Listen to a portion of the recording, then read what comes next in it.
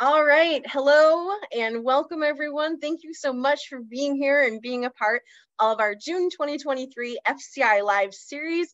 We are kicking off the series today with the team from Seven Roots, and specifically Kevin O'Donnell and his amazing deli expertise and our prepared foods topic.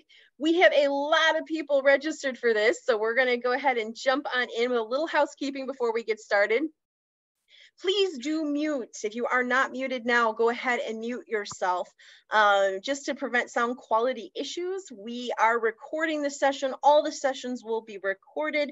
And the question that we get again and again, no matter how many times we share this, is that the video recordings of all these sessions will be available on the FCI Live YouTube page. And that will be as of Monday, the afternoon of Monday, July 3rd. And if you registered for any of these sessions, if you're here right now, you'll be receiving an email telling you that those are now available with links so you can find them. Do not worry. We love that everybody wants to share the recordings afterwards with board members, with fellow staff. They will be available to you. You will get an email as soon as they are available. Real quick, we want to thank our champion sponsor of this series of FCI Live, which is the National Co-op Grocers. We so appreciate them making this series possible. And with that, we're going to jump into today's topic. We literally have record-breaking registration for this session specifically. So the Seven Roots team has hit a nerve with an important topic that is facing startup food co-ops, and I think not a few established co-ops that joined this call and registered for this session as well. So I'm very grateful to them to be here, share their expertise on this topic with us, and I'm going to hand it over to them. All right. Thanks, JQ. This is great. Thanks everybody for coming. Let's see. So welcome. Glad to be here. Happy Juneteenth to all of us, right? So getting started. We are Seven Roots. So we do store development, design, operations support for food co-ops. Each of us is here, and we'll all wave. We'll introduce ourselves here in a minute because we believe in healthy food access, community ownership, and the co-op models. So we are a worker co-op ourselves. So here today, I'm Heather Lazikis here from Seven Roots. We've got Kevin O'Donnell. Wave, Kevin. Yep. Yeah, wave and make a little noise. Yep. Nicole Klimek. Hey, everybody. There she is. And Joel Kapishki. Hi, folks. Right. So again, housekeeping, we'll do Q&A at the end, but if you have questions as we go, throw them in the chat. We'll keep a little kind of running list of what's coming in. And if anything seems particularly timely, maybe we'll pause and talk about it right then and there. So, but otherwise, again, just, stay on mute unless we're opening up to talk in the end, just so we don't get any sound stealing the camera. So, all right, Nicole, do you want to run us through what we're going to be up to? Yeah, absolutely. Thank you. All right, everybody. Hello again. Nicole Klimek, and I do store planning and design, programming, equipment specifications, and interior design at Seven Roots. And we're going to identify some of the outcomes that we're going to get out of this session. First, we're going to be able to identify challenges of food production in a prepared foods department. And together, we're going to discuss a framework for identifying and evaluating partnership opportunities for your co-op. Talk about the benefits for everybody in the community and everybody that's involved, and just how to get started.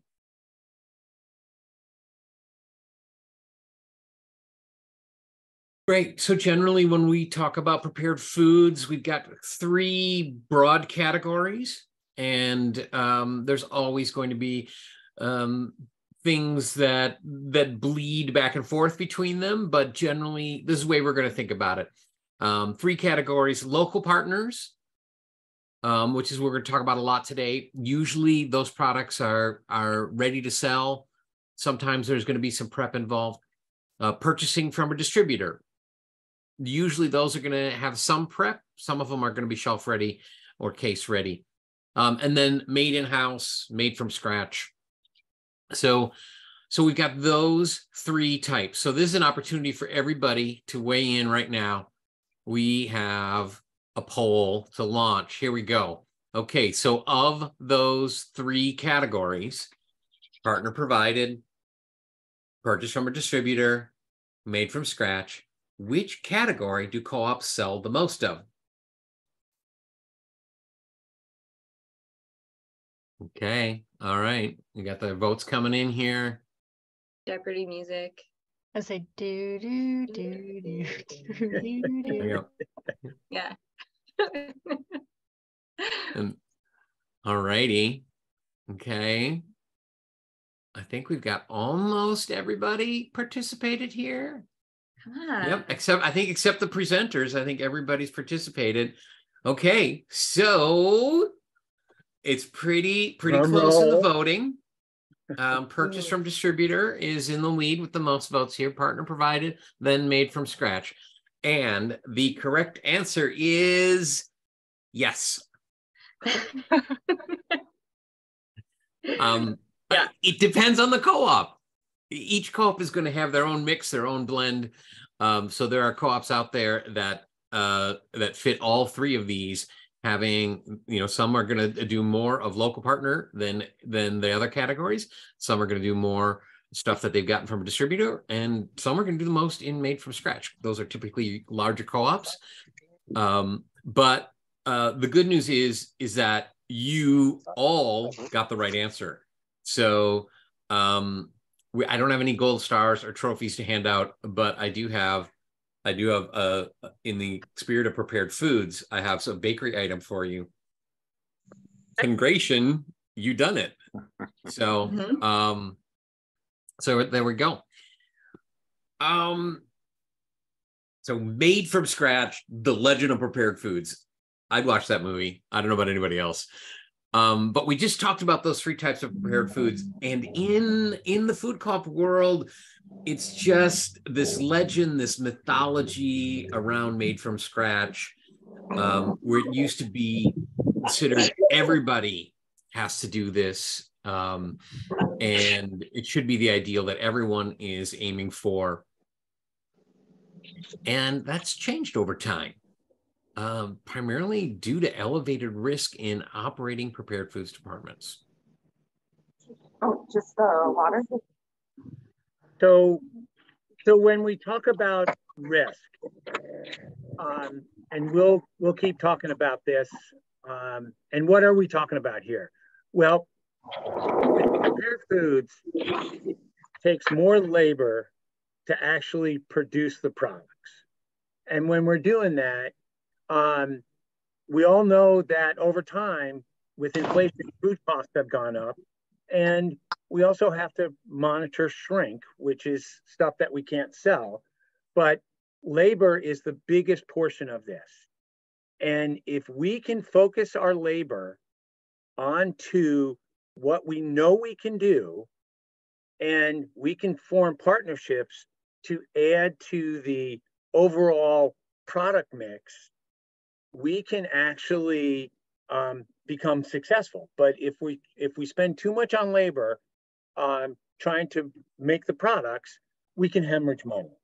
So this whole session is how do we engage community partners to increase our product mix, diversity, and provide what our customers want. So this is when we talk about labor and we talk about prepared foods, we want to make sure that we keep this in context. So we're going to move on. We're going to do a little bit of financial 101 here for everybody. So, Heather, why don't you take it away? Yeah. All right. Be prepared. Yeah. So let's see a little bit more context on what drives the finances of prepared foods and how we want to impact them. So again, there are no absolutes as in life, right? But we're going to sort of use these as our assumptions. So looking at the 3 big metrics, there's sales. right? So sales is the dollars sold, and we always want more, right?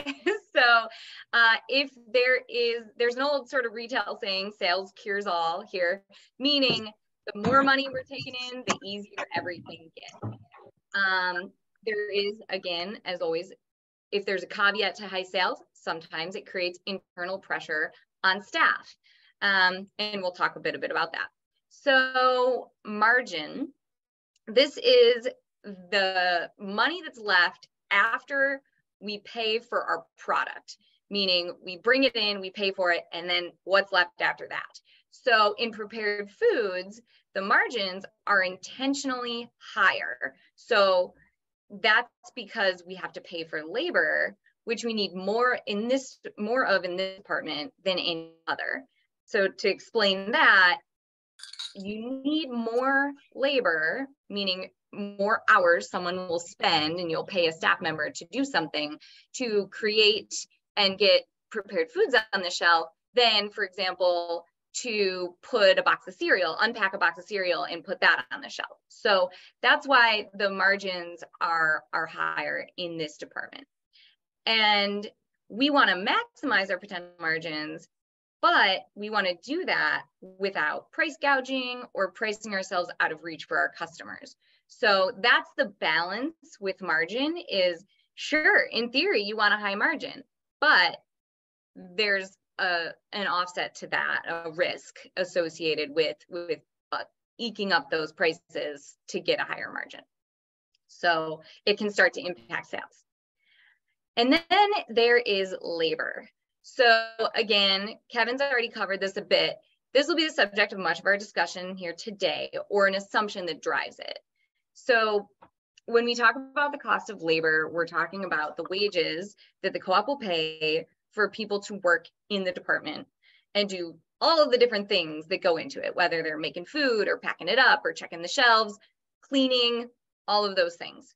So we want wages to go lower, right? We got our lower arrow, but we don't actually want the wages themselves to go lower. We want our labor budget to be lower typically. So it's a critical metric to keep in check. And we can have great sales, but if labor is too high, the co-op can lose money. It's a common reason why prepared foods department, like Kevin was saying, can lose money. So the other piece of that is that it's challenging to staff prepared foods, especially in recent years, because the labor pool and the talent pool, they're both shrinking. So it becomes a capacity issue. The co-op will likely need to pay more for their staff than in the past, which makes it harder to keep all of these metrics in check.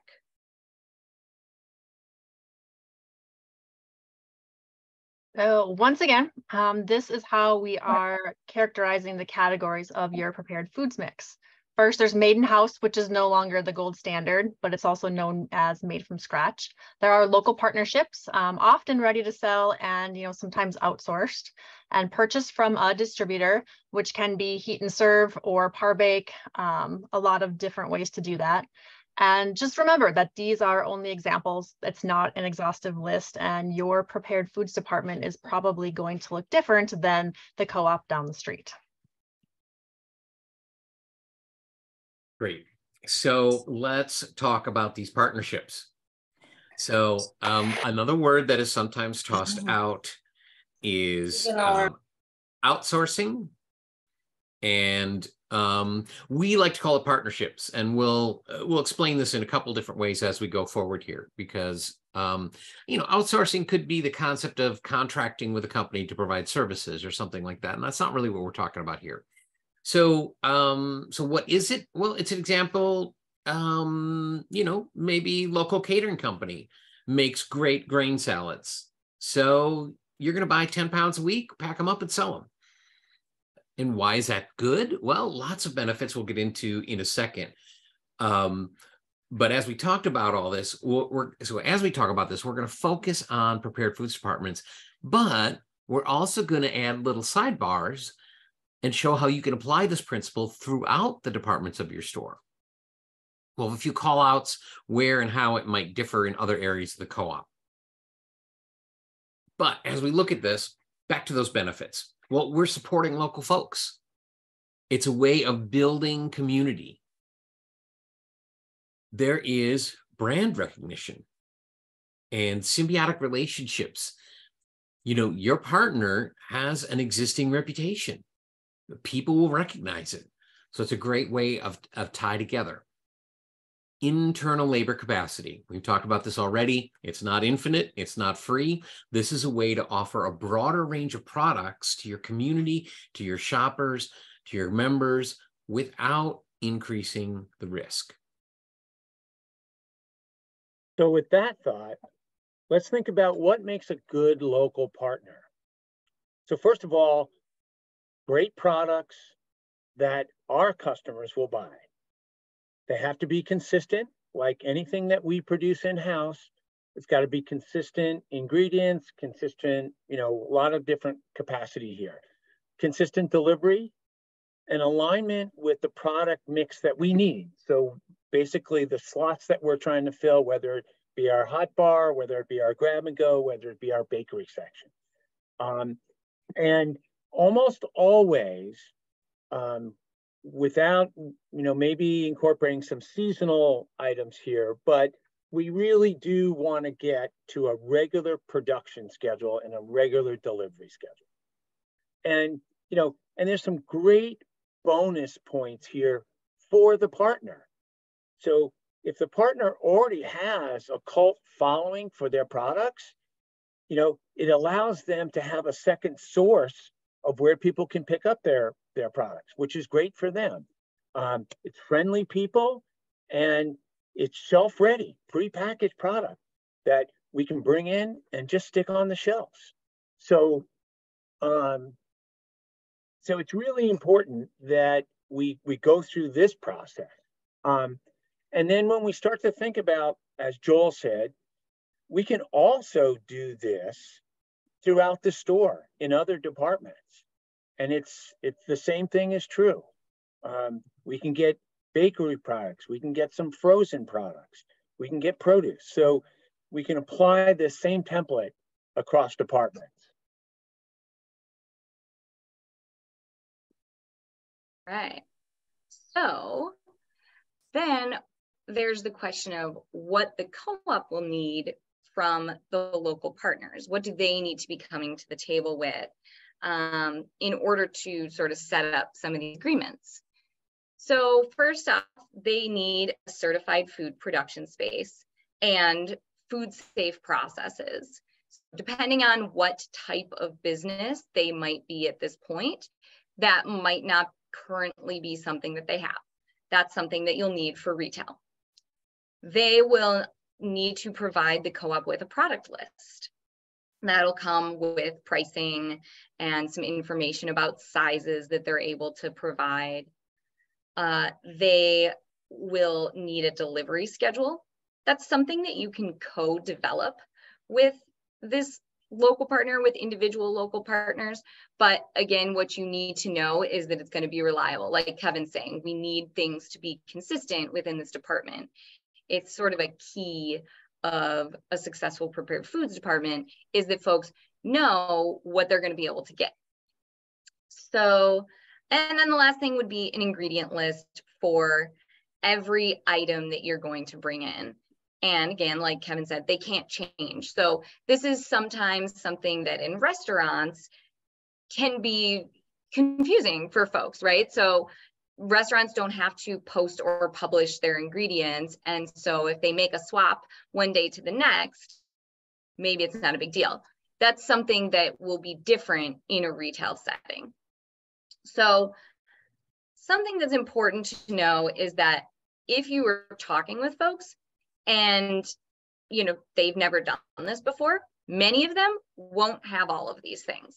And that's okay, right? So one of the benefits of starting to talk to people early is that then they'll have time to consider whether these systems are going to be doable for them. And then they have time to do that development. So it's best to kind of out of the gate when you're starting these conversations, let them know what that's going to look like so that everybody has a realistic picture going in. So thinking about how that applies to other vendors outside prepared foods, a lot of it's really similar here too. So grocery, it's the same. And in produce, it's a little different because of the nature of the product, but it's basically, you know, there isn't a production space associated with produce. It's the farm. So it's a different type of regulation, and they'll already be, you know, sort of working on that in other avenues that don't have anything to do with selling for retail. And then, you know, usually produce is the ingredient. So we don't need an ingredient list. So minor details there, but a lot of similarities. So when we go from there, what are the benefits for the partners here? So if you think about it, the partners now get expanded visibility to our co-op customers. They gain potentially a whole new audience by being on our shelves. They also get regular, reliable sales income, which we'll talk about later in one of our success stories. It adds a level of security to them because now the co-op can almost be their anchor client, so to speak. And then most, you know, really important, it keeps the dollars in the community, which is by far one of the greatest attributes here. So this sounds like a win-win-win for everybody, and it is. It expands the selection at the co-op, offering more diverse options. And something that we don't often think about is this also develops a unique subset of members. Vendors will often join the co-op, and if they join, it creates a more dynamic ownership pool. And they'll often, you know, shop after they deliver and share with their friends where they're selling their products so that their friends can also come and shop at the co-op as well. As Kevin said, this helps to strengthen the local community food system, and it does have a positive environmental impact, reduces carbon footprint, and creates a stronger sense of community by bringing more people into eat the delicious food in your prepared foods department. All right. So when and how to get started? Well, at the very latest, this will happen when you're programming. And programming, again, is the act of sort of determining what you're selling and how you're selling it. So when you're doing that work for the prepared foods department, which is its own process because of all the sort of complexities that we've been discussing associated with prepared foods. But you can start laying that groundwork early, anytime, right? So you can begin now, and you can start by connecting with vendors as you meet them.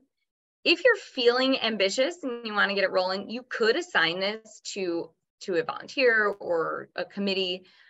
But something to note is that if you're a startup and it's going to be some time before your store is open, that may end up being not the investment of time that you would hope, because the reality of small business is that sometimes they evolve, and someone that's a great now might not be a great fit when the store is near opening. So it's great to have that list, and you don't want to regret pouring too much energy into it when you probably have limited volunteer bandwidth. So when you are having these conversations, again, we alluded to this before, you want to share a simple list of needs. So set those expectations for what it's going to look like. And then some tips for your group and how to organize this: keep it in a spreadsheet. And if it's a shared doc, that's great, because, you know, if you've got a volunteer out tabling, they could enter it in as they're talking to people and meeting people, and it can happen from anywhere, and different people can contribute to that. And consider a Google form or some sort of submission form on your website that allows folks to come to you, and they can do the work of finding you. So again, once you're programming, you'll have a more detailed list of criteria and sort of what in the department you're looking to fill, what needs in the department you're looking to fill through this kind of partnership. And you'll also have a little bit more information about what that facility is going to look like and, you know, what your labor model will be. And then from there, you'll have, if you work on it in advance, you'll have a bank of folks that you can kind of look at and say, ooh, hey, let's start calling these people, see if they're interested. So when you are having those conversations, and I think we can jump to the next slide. Yeah. So it can sometimes be a challenging conversation. Every once in a while, vendors will feel threatened or territorial. We've seen it happen that some folks will see the co-op as competition versus a mutually beneficial opportunity. So that's something that we wanted to bring up as something to be aware of, and a few tips for how to work around it if you encounter someone who's feeling that way.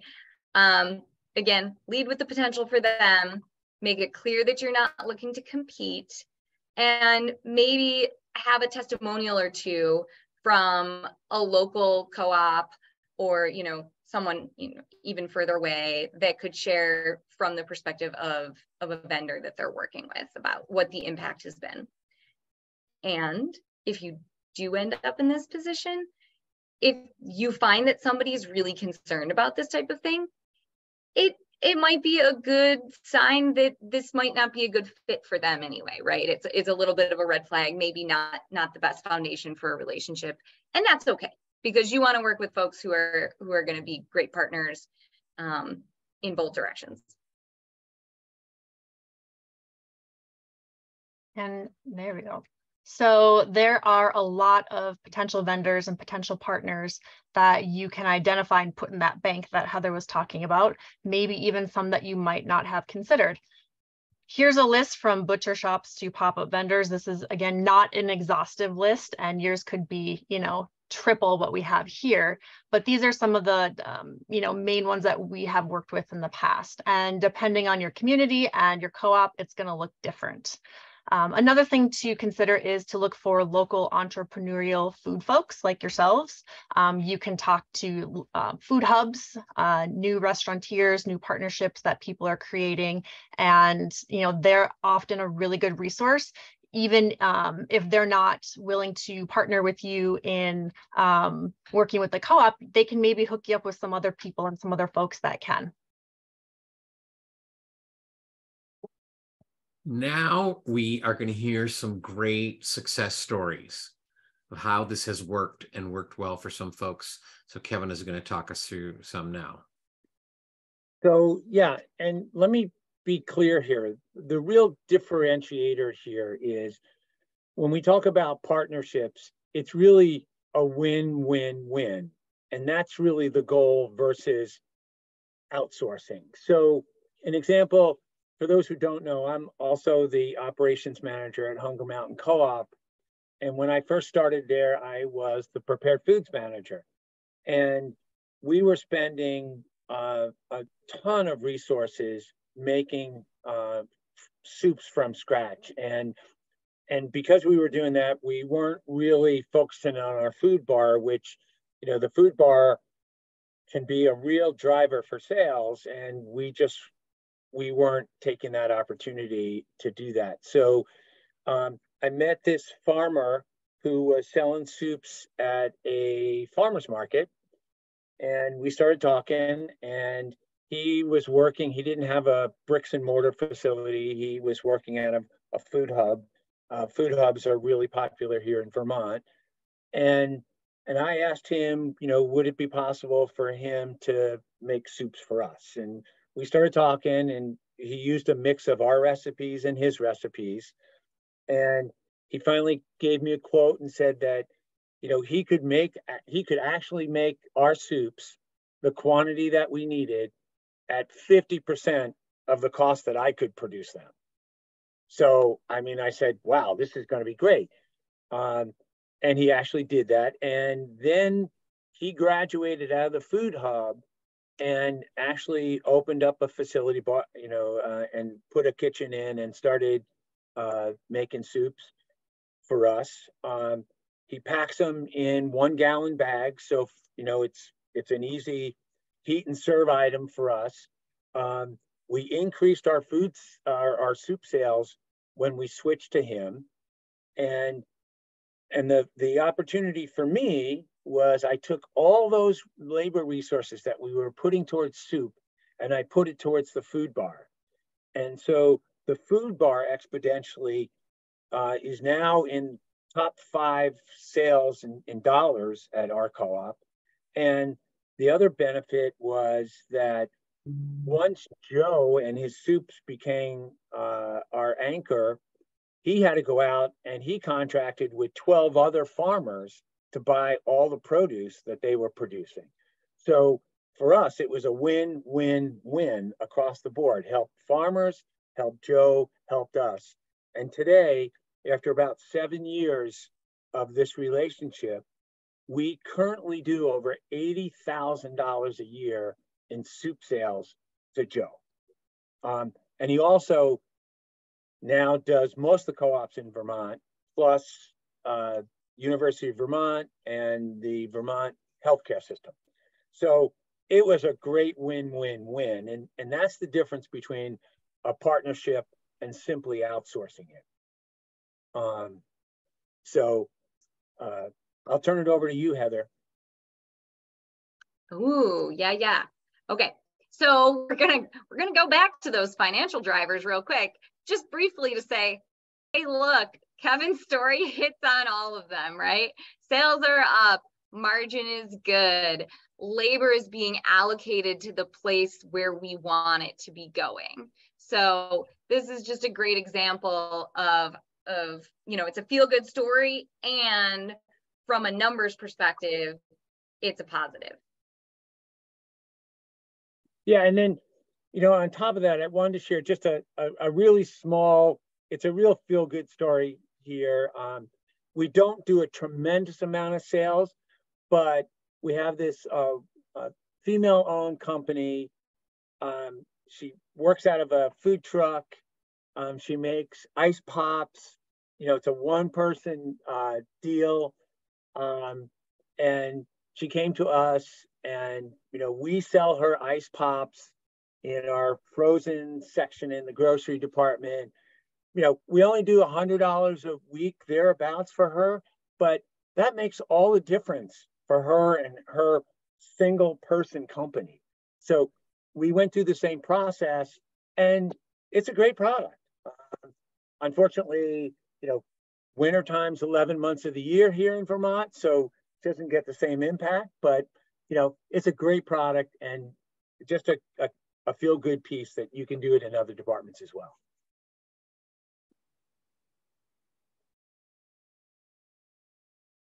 Awesome. Once again, win-win-win for local food system, community, vendors, co-op shoppers.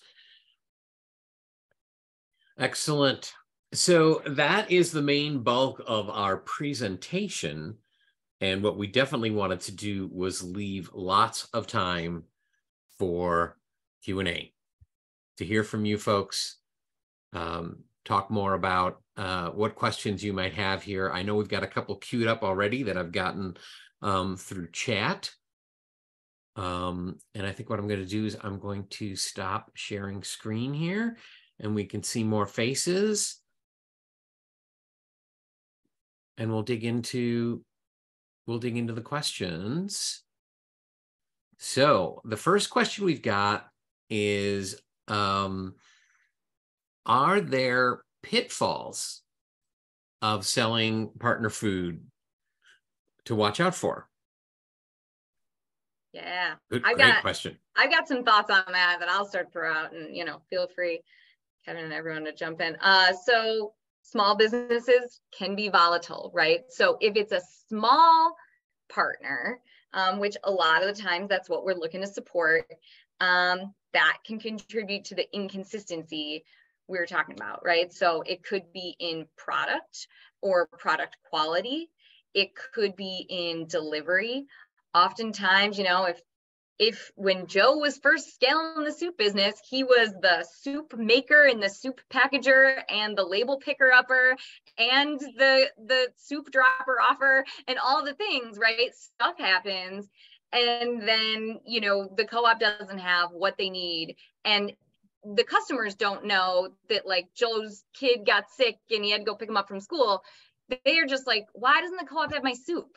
And then they're aggravated, right? So that's definitely a risk associated with partnerships, is that you don't have that control.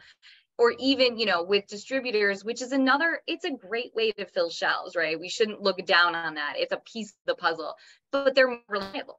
They're more consistent, right? You know what you're going to get from a large distributor. So that's a pitfall. Similarly, sometimes these businesses or individuals have vacation or holiday schedules that don't align with the co-op schedule and customer needs, right? I remember a store that I worked in years ago, the most popular bakery that sold in the store, they were like, well, we work for ourselves. We're taking 2 weeks off at the holidays. And we were like, what? No, why? Stop, right? Like, and it was great for them, right? And you want to support people who are creating great livelihoods for themselves. And there are, you know, it can be challenging. So, and then the last thing I know is, you know, if and when things don't sell, it's sticky.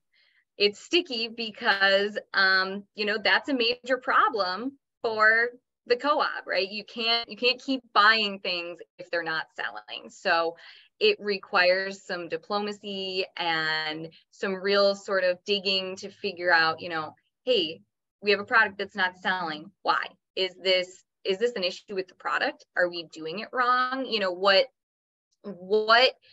what's an answer? How can we try to problem solve this? Because that can be a major problem, and you don't want to make a promise to someone local and then go back on it, but also you have a responsibility to your business. So that's a tough one. I'm sure other people have thoughts too.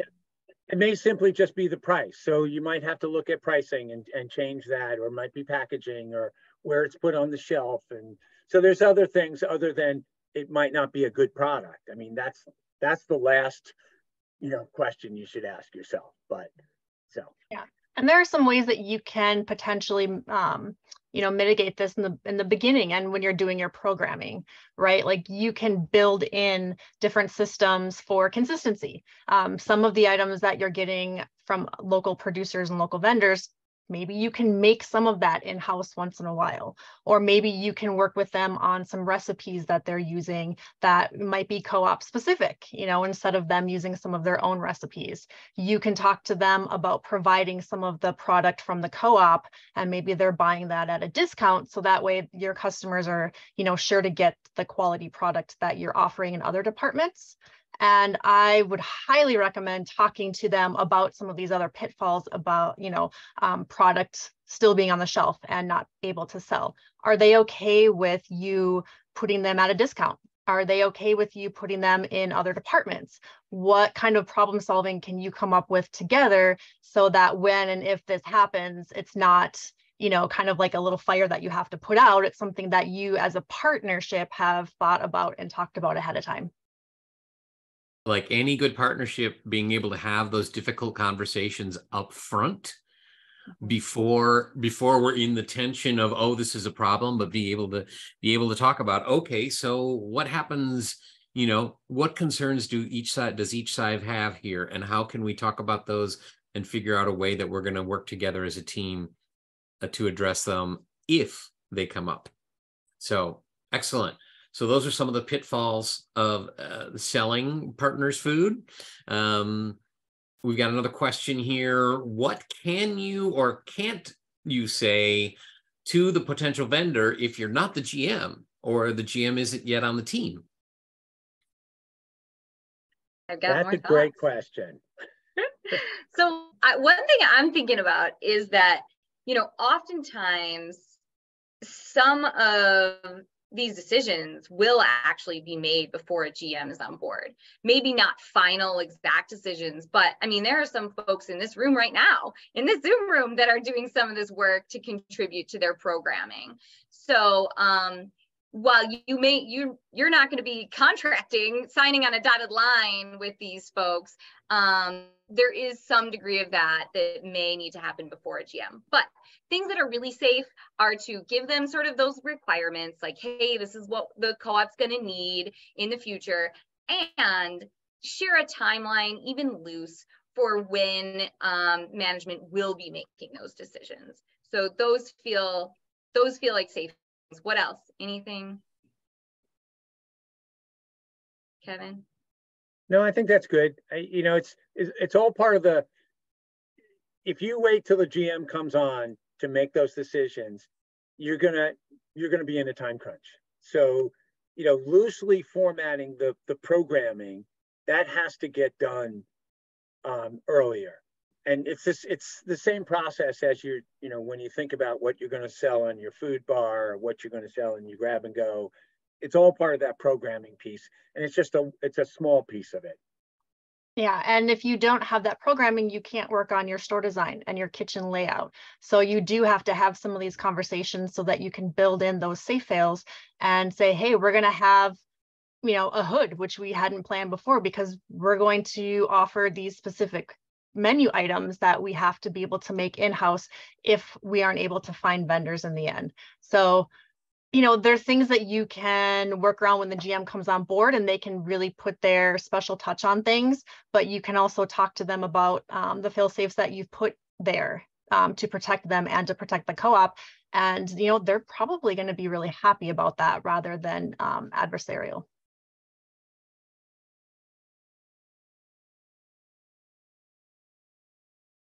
All righty. I'm going to jump to a follow-up question that we had on should you put some of these, going back to the first question about partner relationships, should you put some of these points into a contract so that expectations are made clear from the get-go? You could.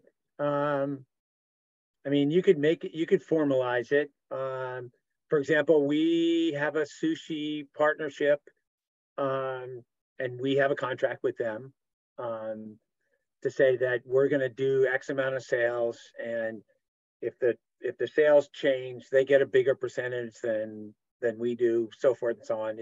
That's just one way to do it. Our soup production, we don't have a contract with them. You know, we sell it, he packages it, both retail and bulk, but no contract. It's just a handshake. This is what the price is going to be. He lets us know if there's going to be a price increase based on product inflation. So you could go either way.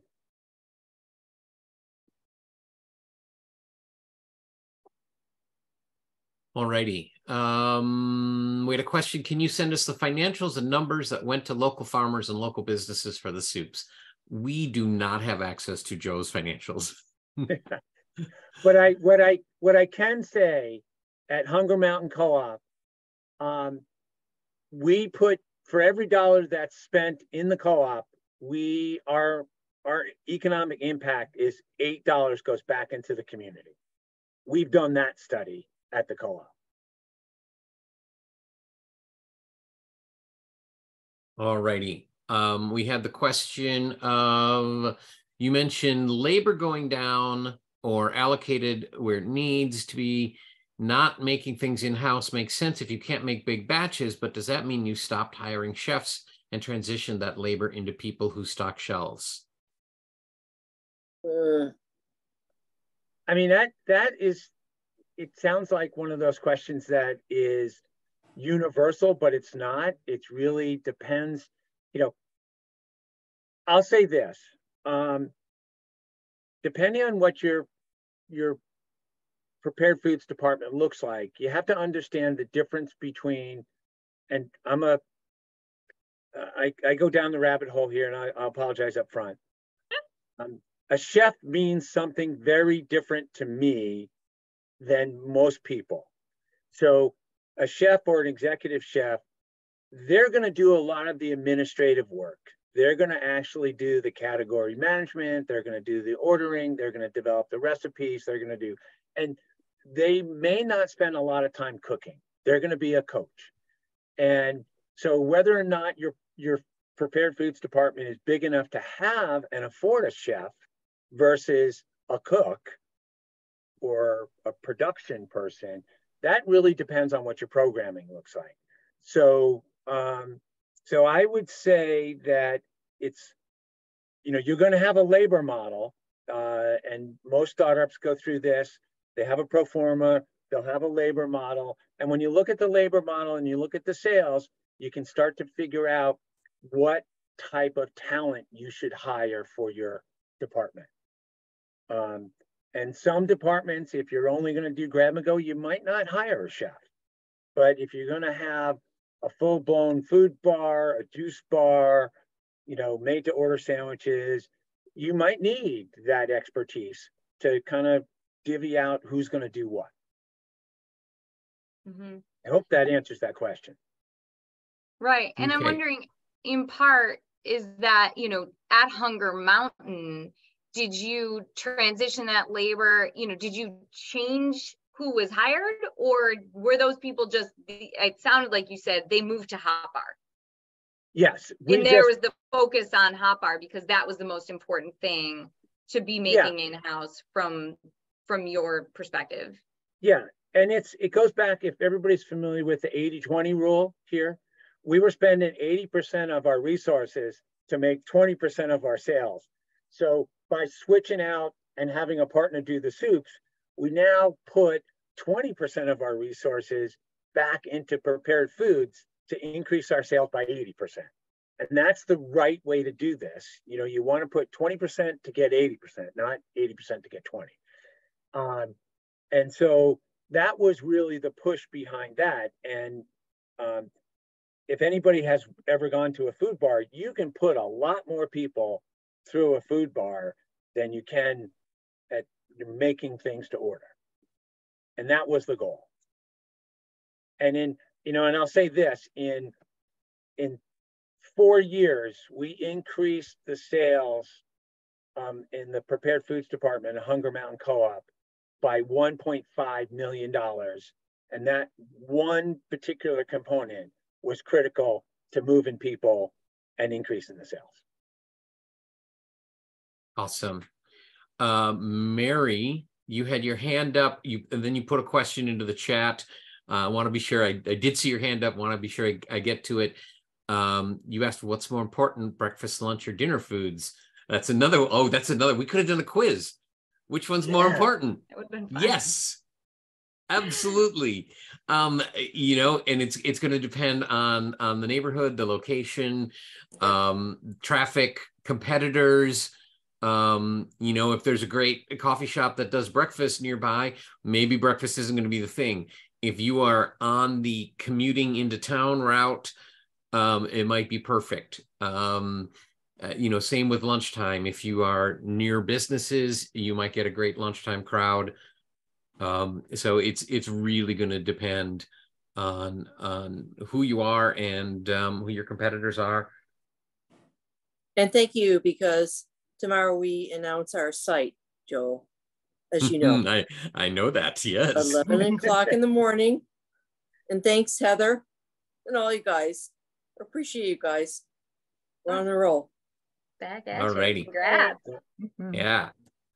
JQ has some questions. Want to jump in here? Yeah, I'm going to burst in and ask Kevin a few questions that I know there's some GMs of startups listening or will be in the future. And a lot of them aren't experienced so much with working directly with local vendors like this. So one thing I wanted to ask about my experience and see if you think it's consistent and accurate is that, yes, you're going to save a lot of labor on production, but don't think that this is buying in the sense of like buying for center store. Whoever's doing this purchasing and working these relationships, we found there's a lot more labor. It's more consistent with like produce labor when we come to like ordering and purchasing. It's more complicated, it's perishable. Is that what your experience has been too, that they need to factor in some labor for just that ordering capacity in balance? Yes, because you always want to, it's never going to be like you'll set up pars and all that kind of stuff. But when you're doing sales, believe it or not, are always going to be, there's an up and down cycle, and you have to manage that. And knowing what to buy, when to buy it, when your busiest hours are going to be, when your busiest times are going to be, it's all important, and it's part of a formula. And that's why I say it's important to decide whether you need a chef or an executive chef, because those are some of the things that they're going to spend their time on: ordering, checking shrink, doing category management, and yeah, you're going to relocate some of that, not simply in production, but into ordering too. And also, it also puts another burden, or just another piece that your receiving department has to do now too. Because when you're buying, one of the important things when you're buying products from partners, and it's got to be refrigerated, it's got to be temped, it's got to be received properly. All those things still happen. So yes, I mean, you're saving some production time resources, but you're just reallocating them to different areas of the store.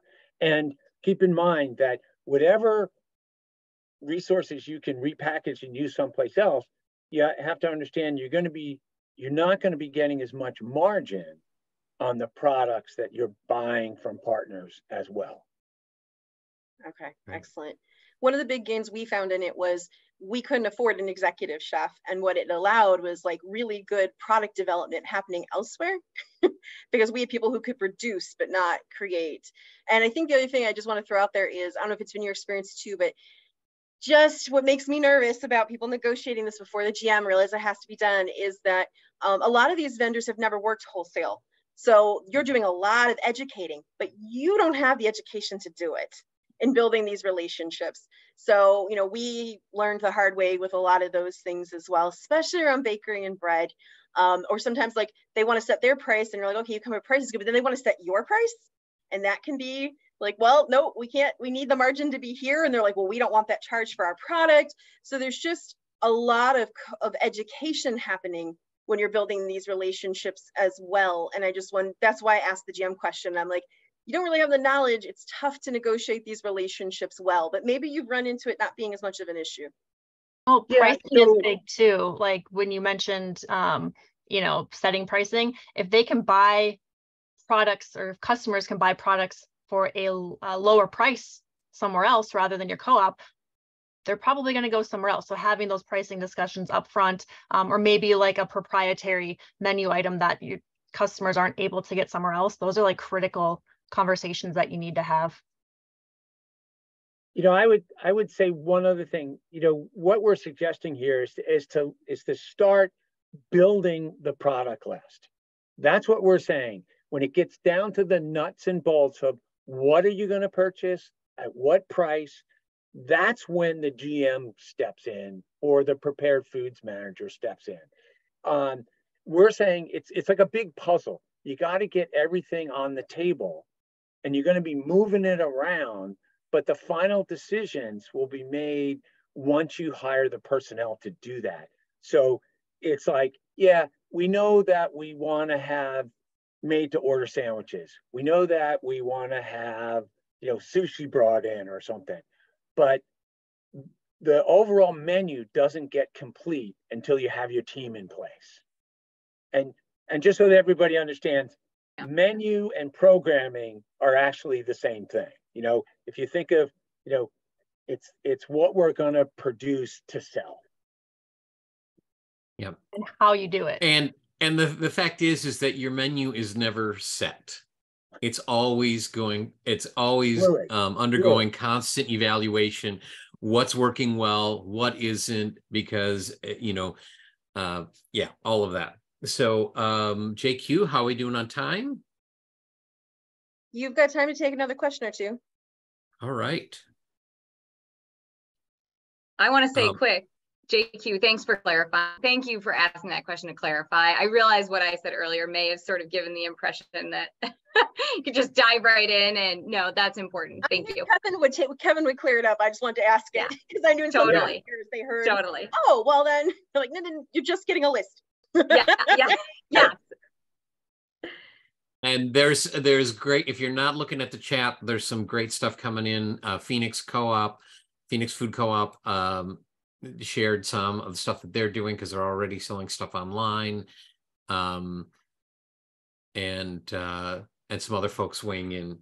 Well, do vendors typically suggest a price up front, and then is it negotiated from there?